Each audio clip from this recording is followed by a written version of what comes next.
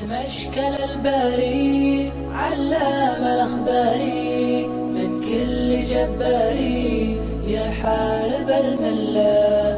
المشكل الباري علام الأخباري من كل جباري يحارب الملة. والدين ما يهزم واللي فجر زمزم والعيش ما يلزم إن كان به. بسم الله الرحمن الرحيم. السلام عليكم ورحمة الله وبركاته. الحمد لله رب العالمين، والصلاة والسلام على هذا النبي الكريم محمد صلى الله عليه وسلم وعلى آله وأصحابه ومن تبعه بإحسان إلى يوم الدين. أما بعد، عباد الله، ma'asyiral muslimin wal muslimat, segala puji dan syukur adalah untuk Sang Pencipta langit dan bumi serta apapun yang ada di antara keduanya. Lalu kita menyampaikan salawat dan salam kita semua untuk kekasih Allah, kekasih kita Sayyidina Muhammad Rasulullah sallallahu alaihi wasallam.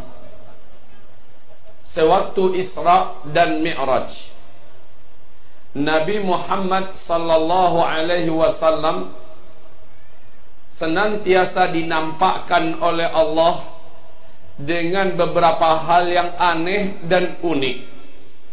Setiap kali Nabi melihat sesuatu yang tidak lazim, Nabi bertanya kepada malaikat Jibril yang mendampinginya, "Wahai Jibril, ini apa maksudnya? Hai Jibril, ini takwilnya apa? Hai Jibril, ini siapa?" Setiap kali Nabi bertanya, malaikat Jibril memberikan jawaban. Salah satu di antara yang disaksikan oleh Nabi kita, Nabi besar Muhammad sallallahu alaihi wasallam saat Isra dan Mi'raj itu adalah seorang wanita yang sangat tua, sangat renta, tetapi aneh, wajahnya dilepongi, kata orang Padang. Wajahnya diberi dandanan lipstik yang menor agar kelihatan muda, agar kelihatan cantik dan menarik. Ya, sekali nenek-nenek tetap aja nenek-nenek, mau diapain juga tetap aja nenek, betul? Dan wanita tua ini melambai-lambai kepada Nabi Muhammad, berkata, "Halumma ya Muhammad, halumma ya Muhammad." Sini hai Muhammad, berhentilah sebentar, duduklah dekat saya, mari kita ngobrol-ngobrol. Nabi tidak menggubris, perjalanan terus dilanjutkan, tapi beliau bertanya kepada malaikat Jibril, "Hai Jibril, siapa itu perempuan tua barusan? Norak banget." Jibril menjawab, "Hai Muhammad, itu perempuan tua adalah tamsil daripada dunia, bumi yang saat ini engkau tempati. Dunia ini, wahai Muhammad, sudah sangat tua, sudah hampir sakaratul maut." Dan dia berdandan agar kelihatan menarik. Makin tua dunia ini, permukaannya makin dihiasi dengan segala keglamoran yang ada, segala daya pikat duniawi yang ada. Teknologi ditemukan, gedung-gedung tinggi pencakar langit, kerlap-kerlip lampu yang menghiasi malam, termasuk dengan daya pikat maksiat ini dan itunya yang membuat manusia bisa tertipu. Hai Muhammad, untung kamu tadi tidak berhenti, untung tadi kamu tidak memenuhi panggilannya.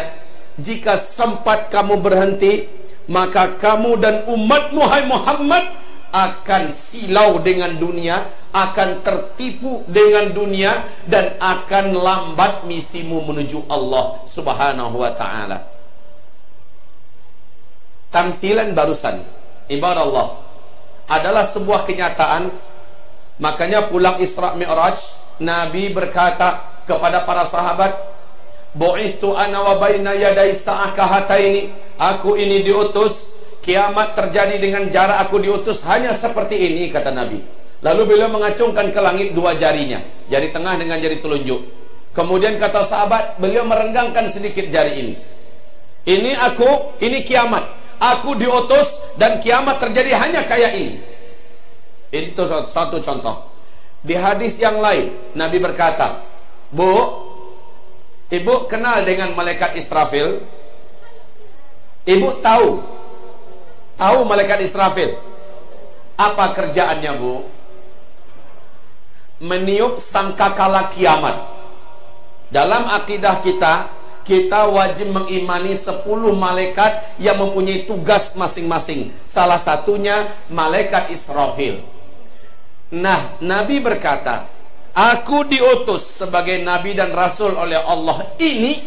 Malaikat Jibril membisikkan kepadaku bahwa Israfil sudah memasukkan pangkal terompet ke dalam mulutnya.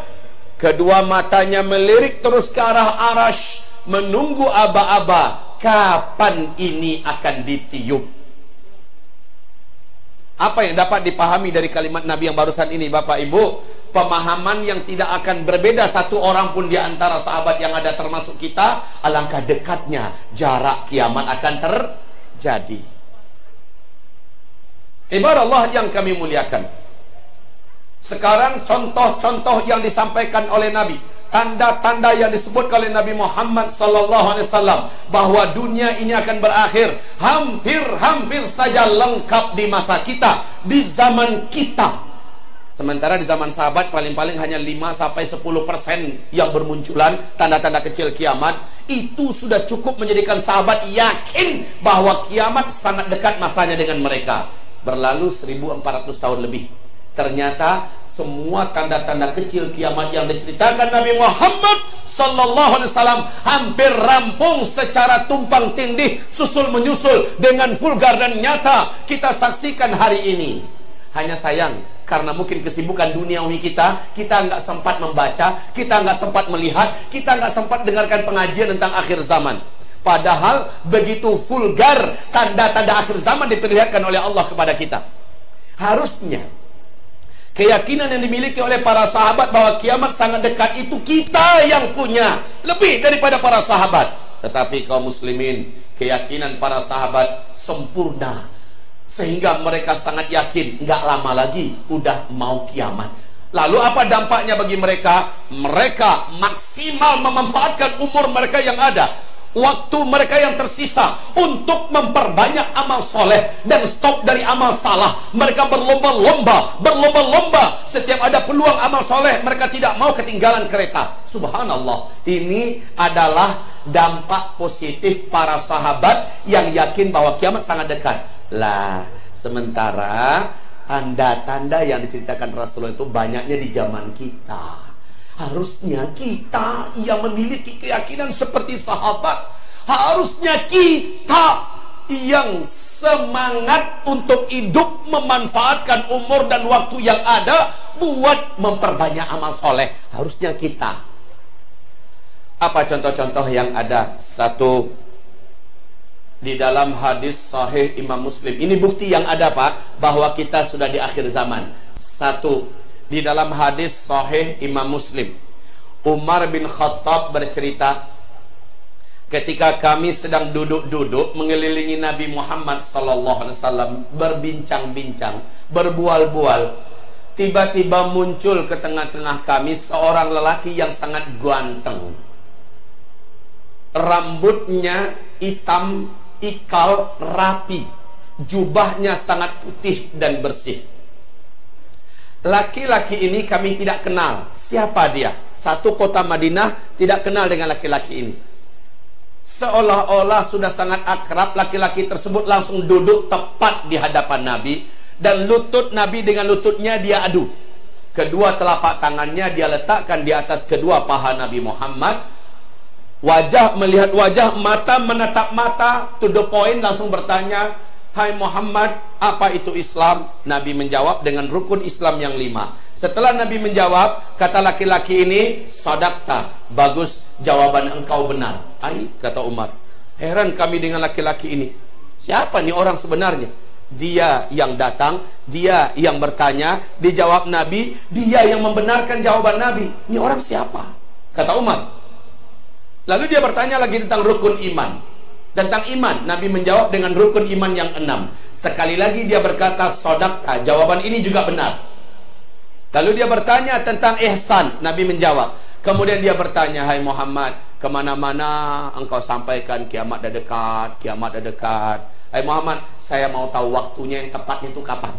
Mata sa'ah, waktunya yang paling tepat itu kapan kiamat itu terjadi?" Di sini Nabi yang jujur menjawab dengan kejujurannya.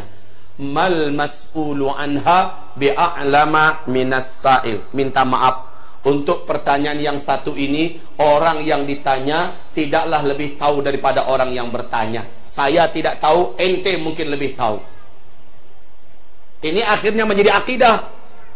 Sampai hari kiamat, seluruh ulama Ahlussunnah wal Jamaah sepakat mengatakan, tidak seorang pun di langit dan bumi selain Allah yang tahu kapan kiamat akan Maka dengan ini wajib menolak mentah-mentah setiap adanya ramalan kiamat disampaikan dan terdengar oleh kita. Siapapun yang menyampaikannya, tolak mentah-mentah.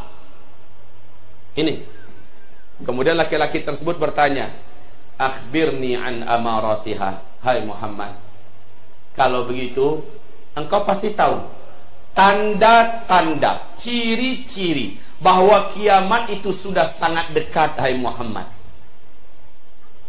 sebutkan kepada saya apa tanda-tanda bahwa kiamat sudah sangat dekat. Nah, saat orang ini bertanya dengan pertanyaan seperti itu, jawaban Nabi adalah, "Kalau ini pertanyaan ente, ini gue banget ini. Ini memang bidangnya saya." Dengarkan baik-baik ya. "Antalidal amatu rabataha wa antaral hufatal uratal alata ri'a asyah yatatawaluna fil bunyan." Jika engkau hidup nanti menemukan suatu zaman, orang yang hidup pada zaman itu, sebelumnya mereka kere-kere, miskin-miskin. Mereka hanya sebatas penggembala ternak, saking miskinnya. Mereka tidak beralas kaki, beli sendal pun nggak mampu. Mereka bertelanjang dada, saking kerenya. Ya tatawaluna fil bunyan. Tiba-tiba saja mereka menjadi kaya raya dan sangat berkuasa. Lalu mereka berlomba-lomba, mereka berbangga-bangga membangun gedung-gedung yang tinggi-tinggi. Jika zaman itu sudah engkau temukan, kata Nabi, maka jarak masa antara engkau dengan kiamat sudah sangat dekat. Selepas menjawab begini, laki-laki tersebut pergi. Umar dicolek oleh Nabi. Umar, ente tahu, kenal nggak dengan orang itu? Enggak ya Rasul. Tangkap dia, bawa kemari, giliran kita yang tanyain itu orang siapa. Siap ya Rasul. Umar segera Pak bergegas. Baru aja laki-laki itu pergi, Umar langkah-langkah kakinya yang besar, segera menyusul. Udah hilang. Udah hilang. Lah itu Madinah Pak, bukan Medan. Kalau Medan banyak gang-gang tikusnya. Pas keluar dari masjid, ada gang kecil, ada gang ini ya kan, langsung hilang mah wajar. Lah itu Madinah, di luarnya masih banyak gurun Sahara, rumah masih jarang-jarang, udah hilang. Umar datang, ya Rasulullah, he's gone. Ini bahasa kampung kita. Saya orang Paris Pak, jadi wajar. Pariaman sekitarnya. Dia sudah pergi ya Rasul. Apa kata Rasul? Innahu Jibril. Itu tadi adalah malaikat Jibril.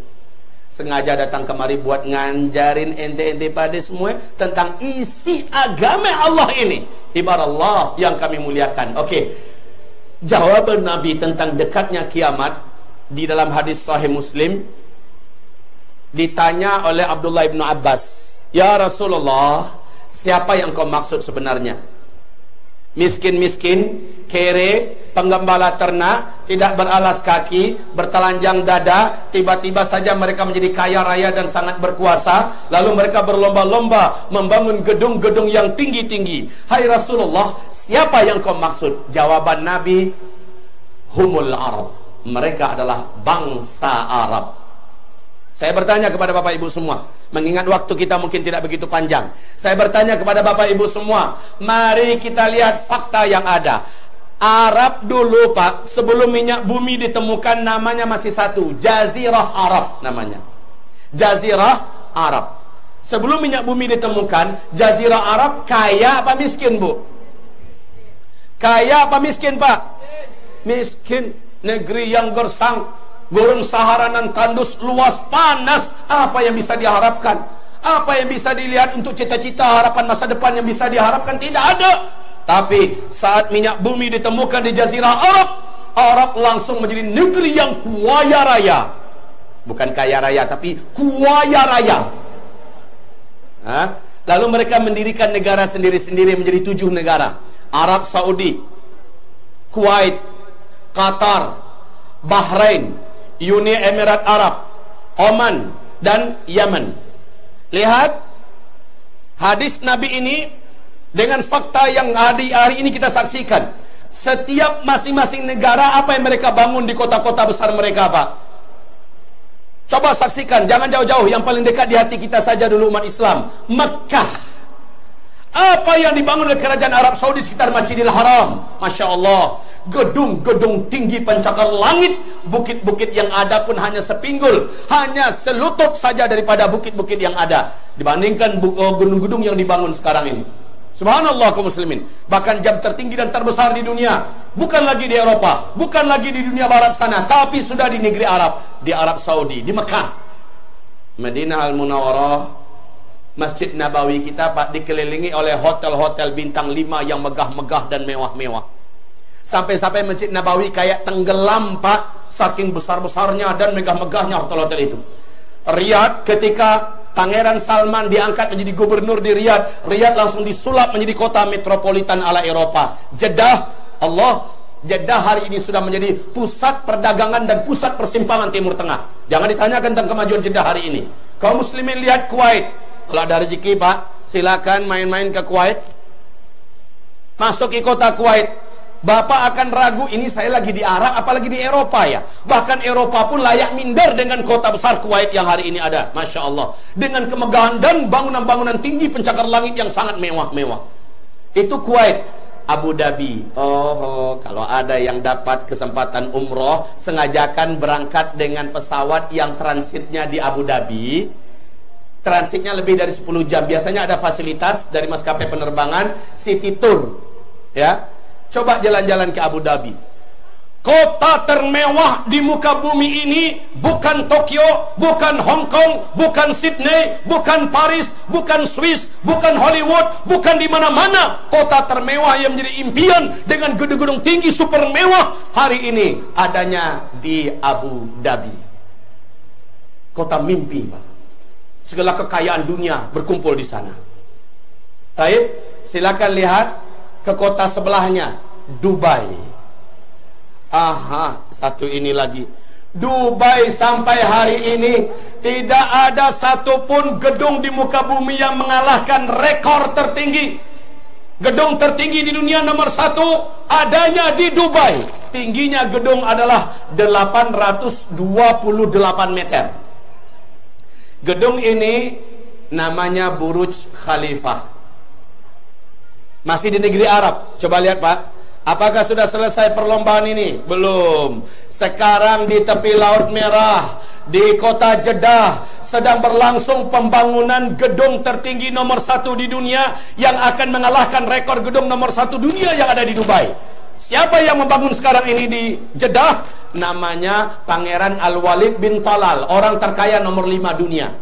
Gedung yang dibangun ini sudah memasuki tahun ke-7. Diselesaikan menurut perkiraan mereka 2018 tahun depan selesai. Ketinggian gedung ini, nama gedung adalah Kingdom Tower. Ketinggian gedung ini kalau di Dubai hanya 828 meter, maka yang di Jeddah adalah 1,2 kilometer sampai ke awan. 2018 diperkirakan selesai. Berapa menghabiskan dana? Lebih dari 120 triliun rupiah uang kita. Berapa nolnya tuh, Bu? Dulu mereka miskin, kere-kere, mereka pengembala ternak, tidak beralas kaki, bertelanjang dada. Tiba-tiba mereka menjadi kaya raya dan sangat berkuasa. Lalu mereka berlomba-lomba dan berbangga-bangga membangun gedung-gedung yang tinggi-tinggi. Jika zaman itu sudah engkau temukan, kata Rasulullah, maka jarak masa antara engkau dengan kiamat sudah sangat-sangat dekat. Ini yang pertama. Ada yang bisa membantah, ada yang bisa mengatakan, tidak, saya tidak terima. Ya sudah, faman syaa'a falyu'min wa man syaa'a falyakfur.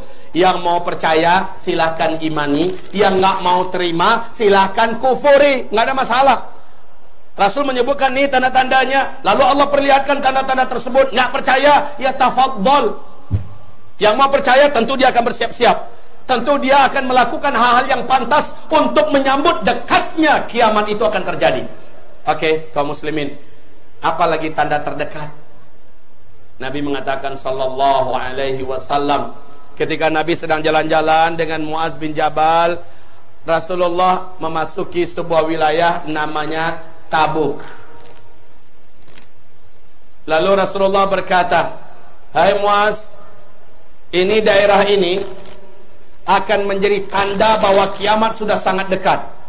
Daerah ini nanti, hai Muaz, kalau salju sudah turun di daerah ini, pertanda kiamat sudah sangat dekat sekali dengan orang-orang yang hidup pada masa itu. Ketahuilah, tahun 2009 salju mulai jatuh ke negeri Arab. 2010 dan 2011 sudah di atas satu betis, sudah hampir ke lutut. 2011 Syekh Su'ud Syurem, Imam Masjidil Haram, dalam khutbahnya berapi-api menyampaikan kepada umat Nabi Muhammad yang mendengar di seluruh dunia, hai umat Nabi Muhammad, adakah di antara tanda-tanda ayat Allah bahwa kiamat sangat dekat yang lebih nyata, yang lebih terang daripada hari ini? Arab sudah mulai dituruni salju. Subhanallah. Tabuk yang diceritakan Rasulullah sudah terus tiap tahun dituruni salju. Subhanallah. Mekah sekalipun sekarang ini, Pak, kalau musim November, Desember, Januari, Mekah, Madinah, sekitarannya itu sudah mulai diturunin salju, Pak. Bahkan saya sendiri melihat dengan dua mata kepala ini bagaimana di perbatasan-perbatasan Mekah sungai-sungai sudah mengalir, bahkan ada danau. Subhanallah, rumput-rumput mulai tumbuh. Allahu Akbar. Apakah ada tanda yang lebih terang daripada ini?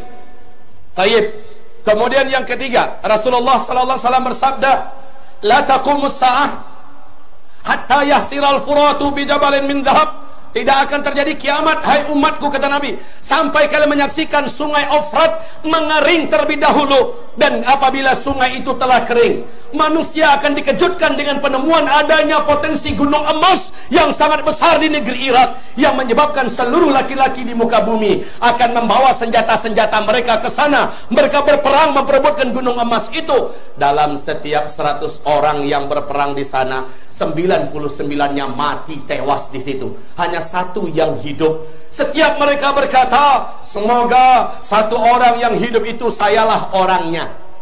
Ibarat Allah yang kami muliakan, di hadis yang lain Nabi berkata, Nabi tidak berharap ada satu saja orang dari umatnya yang ikut nanti pergi ke Irak buat berperang memperebutkan gunung emas. Nabi tidak suka.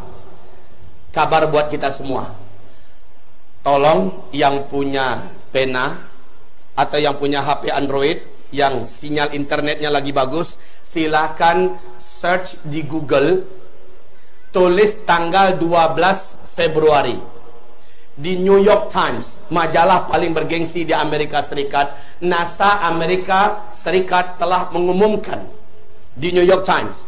Apa kata NASA Amerika? Bahwa menurut analisa dan penelitian kami serta peralatan modern yang kami miliki, Sungai Ofrat hari ini telah susut airnya 60%. Sungai Ofrat itu di mana, Pak? Satu di antara 3 sungai terbesar di Timur Tengah. Sungai terbesar di Timur Tengah, Sungai Nil, Sungai Tigris, dan Sungai Efrat. Sungai Efrat ini ulunya, kepalanya daripada sungai ini adalah di Turki, lehernya di Syria, bodinya seluruhnya di Irak, ekor atau ujung sungai ini adalah di Iran. New York Times tanggal 12 Februari menyatakan, rilisan resmi dari NASA mengatakan bahwa Sungai Efrat sudah susut. Ingat ya, selaku polisi dunia akan memastikan gunung emas itu tidak akan jatuh ke tangan mana-mana pun penjahat di muka bumi ini. Amerika Serikat akan memastikan emas tersebut aman dari para penjarah dan penjahat-penjahat. Saya bertanya, yang penjahat itu siapa? Saya bertanya, penjarah itu siapa? Freeport kita siapa yang menggarap? Harta kekayaan emas yang ada di Libya siapa yang menggarap? Tetapi baik, kita hubungkan kembali dengan kajian akhir zaman. Ketika Nabi SAW mengatakan tidak akan terjadi kiamat sampai mengering Sungai Efrat, sudah kering. Yang kedua, Nabi mengatakan lalu akan muncullah dan nampaklah nanti gunung emas. Dan George Bush sudah mengumumkan bahwa satelit Amerika Serikat sudah menemukan adanya potensi gunung emas yang sangat besar di Irak, yang nanti karena goncangan bumi yang besar atau hantaman besar dari langit, gunung emas ini akan muncul. Dan kata Rasulullah, laki-laki di muka bumi akan membawa senjata-senjata mereka ke sana. Mereka berlomba-lomba berperang memperebutkan gunung emas itu. Setiap 100 orang laki-laki yang terbunuh nanti 99 orang, 1 yang masih tersisa hidup. Baik kaum muslimin yang kami muliakan, fakta sudah menunjukkan secara jelas. Mana pernah sepanjang sejarah Sungai Efrat pernah kering, Pak. Sekarang sudah kering. Ustadz, saya nggak percaya Pak Ustadz. Karena kan itu baru berita dari TV, baru berita dari YouTube. Oke, kalau begitu saya buka sayembara atau tantangan terbuka. Ini hampir masuk tahun ketiga, Pak. Saya buka, siapa yang tidak percaya dan baru percaya kalau sudah melihat langsung, sekarang ada paspor belum? Kalau belum ada, buat paspornya. Tiket pulang pergi ke Irak saya yang belikan, insya Allah, Pak. Saya sanggup belikan dengan izin Allah. Penginapan di sana untuk 3 hari 3 malam saya tanggung. Uang sakunya 1 orang cuma $1.000, itu kemampuan saya. Paling banyak silakan berangkat dari Medan 3 orang, berangkatlah ke sana.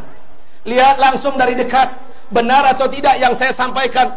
Jika ternyata tidak benar, saya membual, saya membohongi publik di Indonesia, maka datanglah kembali ke Indonesia. Insya Allah saya akan umumkan penyesalan saya dan minta maaf pada umat. Dan orang yang bersangkutan November atau Desember saya berangkat umroh dengan fasilitas VVIP, insya Allah. Tapi jika apa yang saya jelaskan barusan berangkat ke sana betul-betul ditemukan faktanya sesuai dengan apa yang saya katakan, maka kalau sudah kembali ke Indonesia, tolong kembalikan semua uang saya, biar adil. Dan syukur-syukur yang bersangkutan berkenan mengumrohkan saya. Iya kan? Ibarat Allah yang kami muliakan, ini fakta, sesuatu yang tidak bisa ditutup-tutupi. Oke, sekarang ada lagi satu fenomena. Nabi berkata tidak akan terjadi kiamat sampai muncul terlebih dahulu 10 tanda besar kiamat. 10 tanda besar kiamat. Tanda besar kiamat ini seperti 10 butir-butir marjan, yang di tengah-tengah butiran itu, kalau ibaratnya marjan itu kayak gini, ya, butiran marjan. Di sini ada lubang ini tembus sampai kemari, bisa dimasukkan tali. Ada 10 butir yang seperti ini, sehingga satu butir dengan butiran yang lain terhubung oleh tali di tengah-tengahnya. Bagian bawah dikasih simpul sehingga itu tertahan, ya, tertahan seluruhnya. Yuqta'u silk. Ketika simpul tersebut diputus, apa yang terjadi, Pak? Butiran yang pertama keluar nggak? Keluar, Bu? Keluar, Pak? Yang kedua nyusul tidak?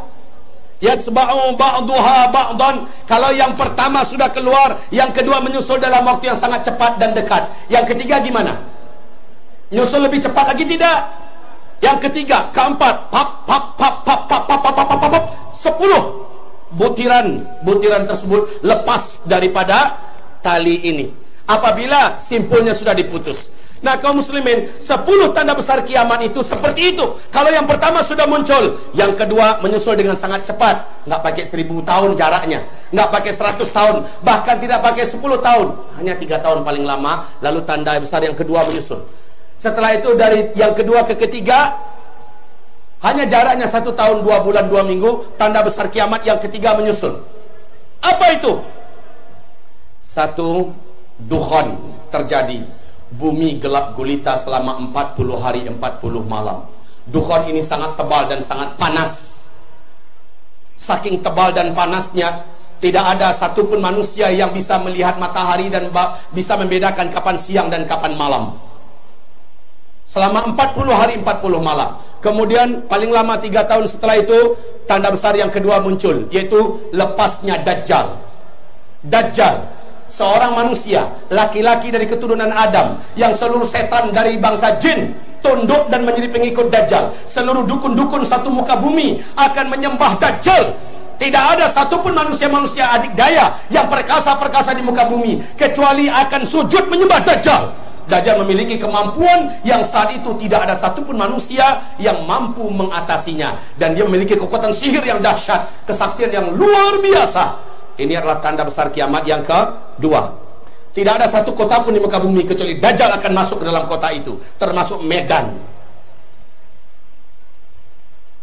Dajjal keluar berapa lama? Hanya 1 tahun 2 bulan 2 minggu. Allah munculkan tanda besar kiamat yang ketiga. Nabi Isa di langit dunia, Allah turunkan ke bumi, membunuh Dajjal. Lalu memimpin umat manusia bersama Imam Mahdi dan mengajak seluruh orang-orang Kristian di muka bumi untuk kembali ke dalam agama Allah yang lurus, agama yang dibawa oleh para nabi-nabi dan Nabi Muhammad SAW. Seluruh orang Kristen akhirnya mengucapkan 2 kalimat syahadat. Subhanallah. Setelah itu, tanda besar kiamat yang keempat, Ya'juj dan Ma'juj lepas, bebas dari kungkungan yang Allah sudah penjarakan mereka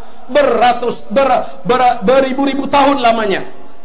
Lalu Ya'juj Ma'juj Allah binasakan semua. Tanda besar kiamat yang kelima muncul, yaitu matahari terbit dari sebelah barat. Itu hanya sehari saja, Pak. Setengah. Kemudian dia tenggelam kembali seperti biasa dari barat. Besoknya dari timur dia muncul seperti biasa, normal. Di waktu duhanya, tanda besar kiamat yang keenam muncul. Apa itu? Allah ceritakan dalam surat An-Naml ayat 82. Seekor binatang raksasa dari dalam perut bumi keluar. Binatang ini ramah, berkaki banyak, bertangan banyak, bisa berbicara dengan manusia. Dia muncul 3 kali di tempat yang berbeda di muka bumi. Binatang ini Allah sebut namanya Dabbatul Ardi. Kemunculannya yang ketiga, yang terakhir, dari dalam perut kota Mekah. Dia memberi tanda kepada manusia-manusia yang masih ada. Kemudian setelah itu, binatang tersebut kembali masuk ke dalam perut bumi. Tanda besar kiamat yang ketujuh. Apa? Dari negeri timur, kata Rasulullah, atau dari Yaman akan bertiup angin lembut. Angin lembut ini sejuk, berbau wangi kasturi. Angin ini akan membungkusi seluruh permukaan bumi. Tidak ada satupun orang yang beriman kepada Allah, tidak ada satupun umat Nabi Muhammad yang ada iman kepada Allah, walaupun imannya hanya seujung kuku, melainkan angin itu juga akan sampai kepada dia. Walau dia ada di dalam gua, walau dia ada di atas puncak gunung, walau ada di gurun Sahara, di mana saja ada orang beriman di muka bumi, angin lembut nan sejuk serta berbau wangi kasturi ini akan sampai kepadanya. Saat orang itu disentuh oleh angin lembut, terhirup olehnya angin lembut tersebut, langsung di tempat dia meninggal dunia. Nabi mengatakan serentak satu bumi ini meninggal dunia seluruh orang yang ada iman kepada Allah. Walaupun imannya seujung kuku, tetap akan diwafatkan oleh Allah. Setelah itu yang tersisa hidup di muka bumi ini hanya orang-orang yang sama sekali tidak kenal dengan Allah, tidak ada iman dengan Allah Subhanahu wa ta'ala. 1 atau 2 generasi setelah itu, kata Rasulullah, barulah Allah hancurkan alam semesta dengan kiamat besar. Baik kaum muslimin, Jadi tanda besar kiamat yang ke-8, ke-9, ke-10 sudah orang kafir saja yang tersisa hidup di muka bumi akan menyaksikannya. Kita hanya menyaksikan 1, 2, 3, 4, 5, 6 dan 7, lalu kita habis semua. Nah, habisnya ini disebut dengan akhir umur umat Nabi Muhammad. Akhir umat Islam ada di muka bumi. Nabi mengatakan, sejak aku diutus sampai umatku serentak Allah wafatkan di muka bumi ini. Sejak aku diutus, berarti sejak beliau usia 40 tahun kan? Sejak aku diutus sampai serentak umatku diwafatkan oleh Allah di muka bumi ini. Waktu yang Allah berikan kepada mereka, ada 2 riwayat dan dua-dua riwayat ini dhaif kaum muslimin, tetapi ini masih perkataan Rasulullah yang mulia sallallahu alaihi wasallam. Adabnya dengan hadis dhaif, tidak kita bina akidah dan keyakinan di atasnya, tetapi tetap kita dengar, tetap kita terima, karena ini masih perkataan Rasulullah. Sejak aku diutus sampai umat ini serentak wafat adalah antara 1400 tahun, paling lama 1500 tahun Hijriah. Lalu umat Islam setelah itu habis sehabis-habisnya. Bu, saya bertanya, tahun Hijriah sekarang sudah berapa, Bu? 1438. Ya Pak ya. Kalau kata Nabi, umur umat beliau di muka bumi ini, mengisi dunia ini, antara 1400 paling lama 1500. Karena Nabi berkata dalam hadis riwayat Abu Daud, hadis ini dhaif karena jalurnya banyak naik kepada hasan li ghairih. Hadis ini berkata, umur umatku di sisi Allah hanya 1 hari saja. Lalu Allah menambahkan untuk umatku setengah hari lagi. Semoga umatku tidak menjadi lemah karena Allah menambahkan untuk mereka setengah hari lagi. 1 hari di sisi Allah, kita di dunia menghitungnya berapa lama? 1000 tahun. Ya Pak ya. Dalilnya surat As-Sajdah ayat 5. Yudabbirul amra minas sama'i ilal ard ثم يعرج إليه في يوم كان مقداره 1000 سنة مما تعدون. 1 hari di sisi Allah, kamu mengiranya, kamu menghitungnya, kamu menjalaninya di muka bumi 1000 tahun. Lah kata Rasulullah, umur umatku di sisi Allah adalah 1 hari tambah setengah hari, 1500. Di hadis yang pertama Nabi mengatakan 1400. Makanya para ulama mengatakan antara 1400 ke 1500 paling lama. Saya ulangi pertanyaan tadi. Bapak, sudah berapa tahun Hijriah sekarang? Bapak, sudah berapa tahun Hijriah sekarang? 1438. Seandainya akhir keberadaan orang Islam, umat Nabi Muhammad di muka bumi ini, kita hitung full saja 1500, maka 1500 dikurang 1438 jadi berapa? 62 tahun saja ke depan tersisa untuk umat Nabi Muhammad hidup di atas muka bumi ini. Masih lama atau sudah dekat? Masih lama atau sudah dekat? Maka apakah masih pantas kita mempermainkan sholat? Masihkah pantas kita makan riba, bermain dengan riba? Masihkah pantas kita melanjutkan kezaliman kita yang selama ini sudah semena-mena kita kemana-mana? Masihkah pantas kita membiarkan agama ini telantar dan injak-injak, sementara kita punya peluang, kita punya kesempatan untuk memperbaiki prestasi kita di mata Allah? Sudahkah tidak saatnya kita berbuat kasih sayang, menghubungkan tali silaturahmi antara sesama umat Islam, sesama umat Ahlus Sunnah wal Jamaah? Selamatkan agama, selamatkan NKRI, selamatkan para ulama. Berjuanglah seperti para sahabat berjuang. Berinfaklah, jangan bakhil. Ini sudah saatnya, waktu sudah sangat dekat. Ustaz, itu kan hadisnya dhaif, tapi masih dari Rasulullah? Tidak, masih. Maka muliakan perkataan Rasulullah sallallahu alaihi wasallam. Begitu Pak. 62 tahun tadi, 62 tahun. Saya bertanya, itu Hijriah enggak tadi itu? Hijriah ya? Saya bertanya, menghitung umur umat Islam sejak Nabi hijrah dari Mekah ke Madinah atau sejak Nabi diutus sebagai Nabi dan Rasul? Sejak hijrah atau sejak beliau diutus sebagai Nabi dan Rasul? Sejak beliau diutus sebagai Nabi dan Rasul dong. 13 tahun beliau di Mekah. Baru beliau hijrah ke Madinah, 10 tahun beliau habiskan di Madinah, meninggal dunia. Kalau begitu ada 13 tahun yang belum masuk hitungan. Kan begitu kan? 62 kurangi lagi 13 jadi berapa? Jadi berapa? 62 kurang 13 jadi berapa? 49 tahun. Itu kalau hitungannya full 1500. Alangkah dekatnya masa yang tersisa. Wallahi demi Allah, berlomba-lombalah wahai hamba-hamba Allah. Kalau tadi masjid ini menghimbau, Raudhatul Islam menghimbau, ayo kami ajak kaum muslimin, maka jangan ada yang menunda. Ini adalah opportunity. Ini adalah peluang dan kesempatan. Apa yang bisa dilakukan di Medan ini? Apa yang bisa dilakukan di Sumatera Utara? Apa yang bisa kita buat bersama-sama di Indonesia? Jangan tunda-tunda, Pak. Jangan tunda-tunda. Petaka demi petaka, bencana-bencana besar sudah kita saksikan, dan ke depan jauh lebih berat daripada apa yang kita saksikan hari ini. Kegaduhan, keributan di mana-mana akan jauh lebih dahsyat, akan jauh lebih ribut, lebih serius. Pertumpahan darah akan merata di mana-mana. Apakah tidak saatnya kita bersiap-siap? Kata Nabi SAW di dalam hadis yang diriwayatkan oleh Imam Ahmad, disahihkan oleh Syekh Ahmad Syakir, bahwa Rasulullah bersabda, orang yang kuat menghadapi hari-hari berat saat itu, saat ini maksudnya, adalah orang yang imannya kuat, amal solehnya banyak.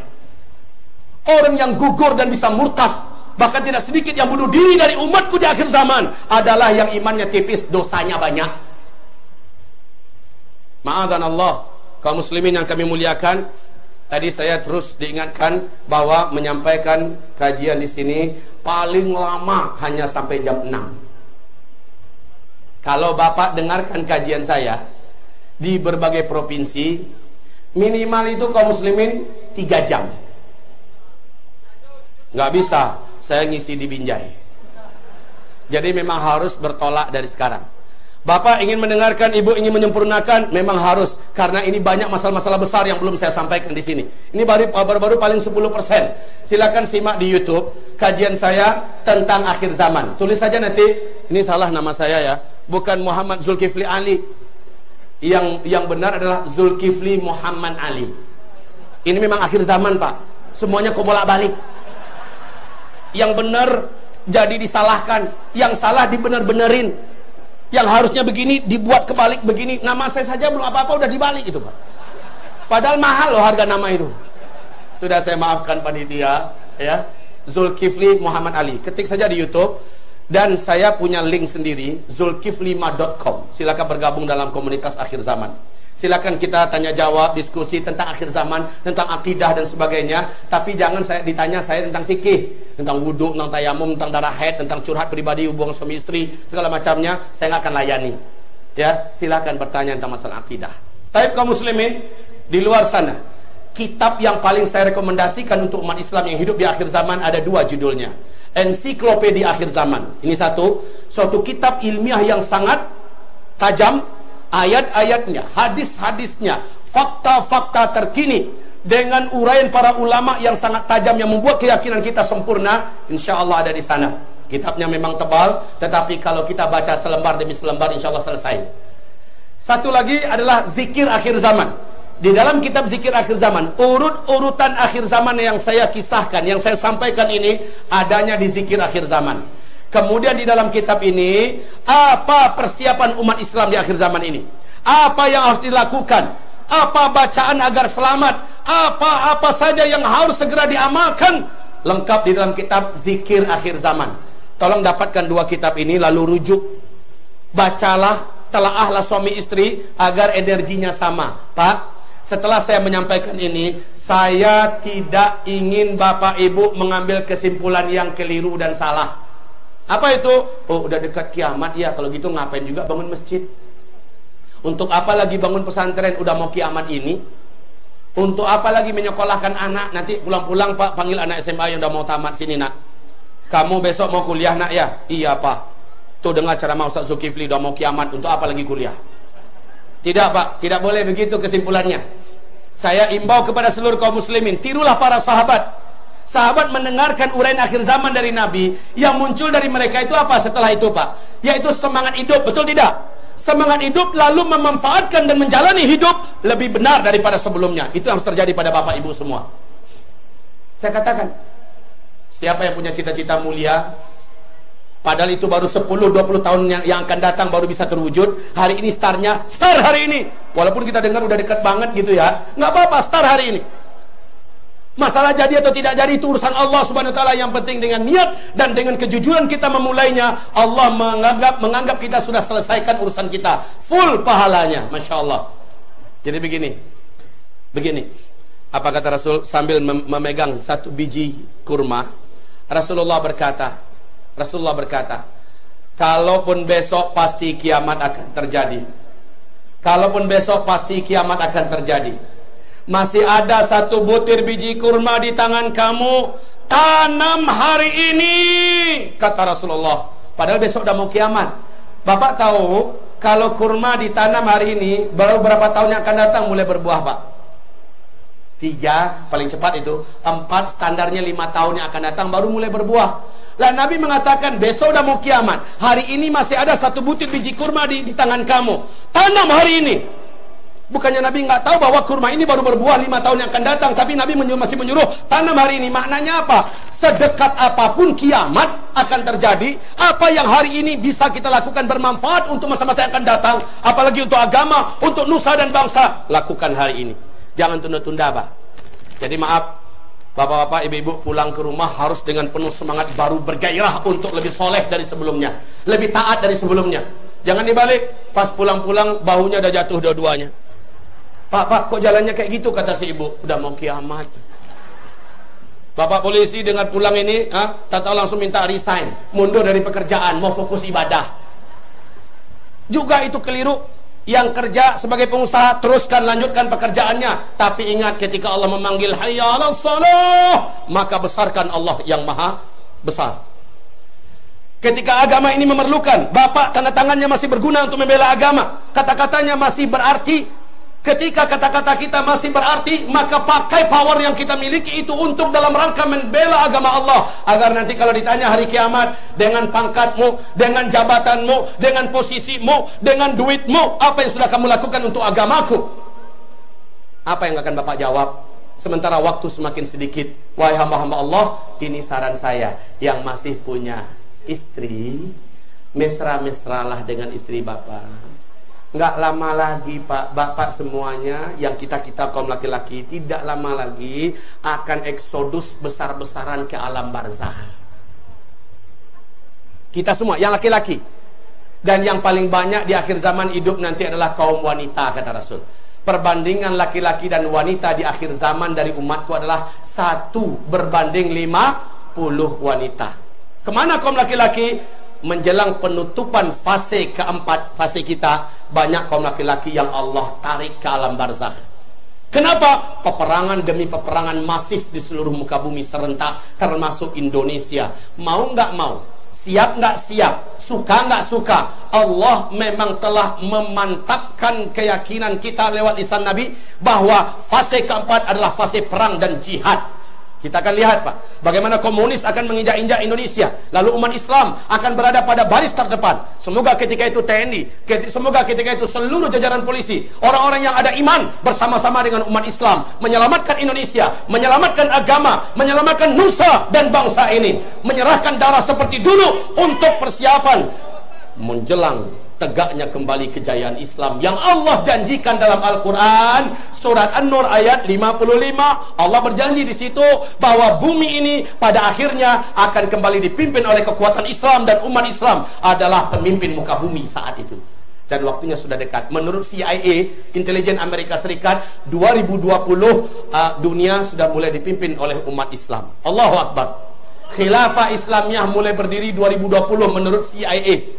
Menurut KGB Rusia, intelijen Rusia, 2025 khilafah Islamiyah, kepemimpinan Islam akan di puncak-puncak jayanya menguasai muka bumi. Allah menjanjikan di surah An-Nur ayat 55. Rasulullah menyebutkan di hadis Imam Ahmad bahwa fase kelima Islam akan memimpin dunia. Lalu CIA mengatakan 2020 startnya.